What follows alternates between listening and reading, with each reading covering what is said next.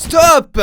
La saison 3 de Stranger Things débarque aujourd'hui sur Netflix, mes amis. Et alors, qu'est-ce qu'on en a rien à foutre, nous? On parle de Stranger Things, quoi.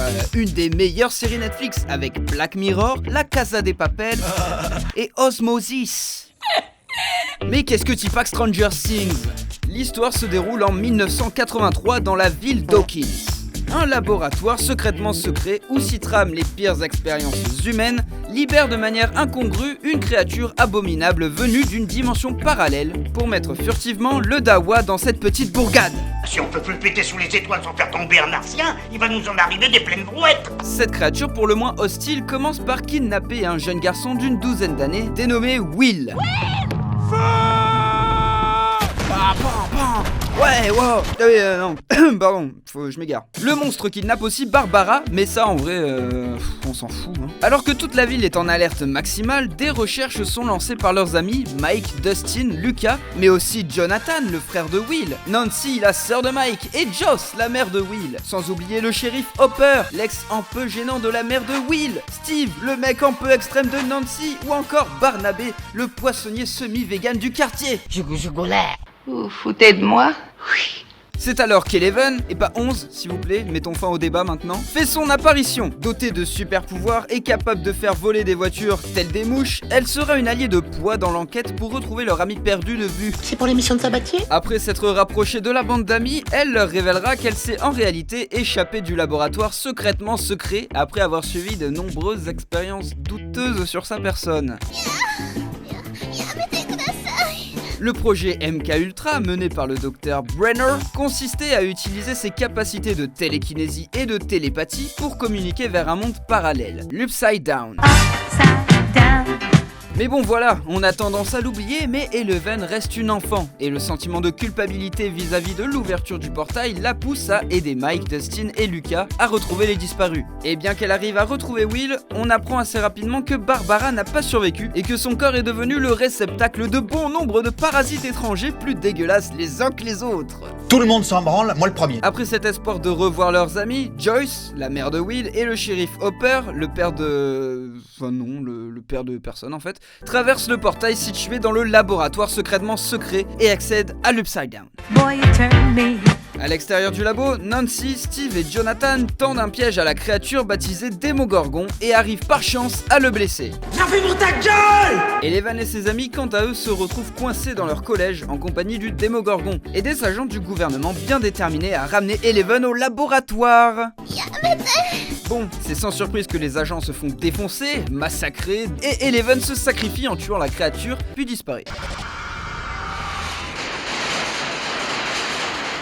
Will, de retour chez lui, a une vision de l'Upside Down et vomit quelque chose de visqueux dans sa salle de bain, nous laissant bien comprendre que le monde à l'envers n'a pas dit son dernier mot.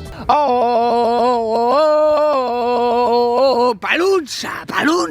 Une nouvelle intrigue, des nouveaux personnages et des nouveaux enjeux, on te prévient que la saison 2 de Stranger Things va te mettre dans cet état. Oh putain.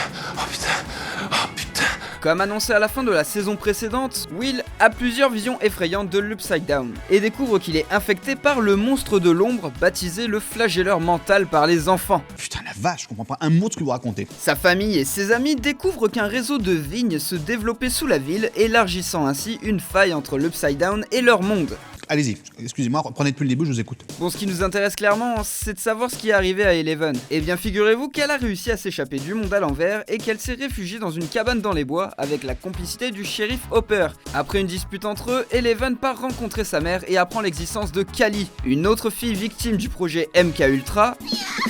Elle la rejoint à Chicago, manque de se faire tuer et améliore ses super pouvoirs au contact de Callie, aussi numéroté 8. Ah oui? Oui, c'est ça. Pendant ce temps, les enfants apprennent que le vomi dégueu de Will un an auparavant n'est autre qu'un jeune Démogorgon et qu'il n'est pas tout seul. C'est une tâche insurmontable, ces monstres ignobles n'arrêtent pas de se multiplier. Les créatures assiègent le laboratoire pour empêcher Joyce et le docteur Owens, le nouveau taulier du laboratoire secrètement secret, de briser le lien entre le monstre de l'ombre et Will. Bob, qui est le nouveau mec de Joyce, oui, en fait on en a pas trop parlé, mais bon, c'est un bon gars, plutôt gentil. Allez là! Pardon, se sacrifie pour que tout le monde puisse s'échapper. Merci Bob. Joyce réussit à purger son fils du flagelleur mental et Eleven revient à Hawkins pour sauver ses amis. Accompagné du shérif Hopper, Eleven fait face au monstre de l'ombre et referme la faille en utilisant ses pouvoirs plus puissants qu'avant.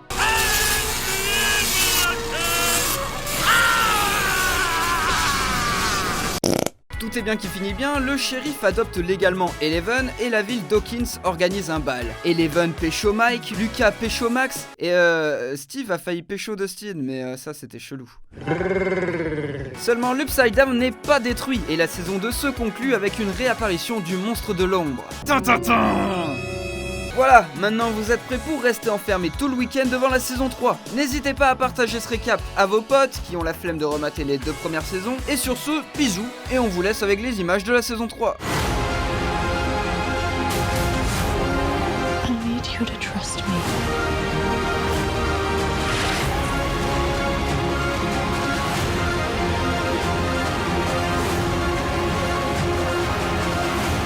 Holy Mother of God.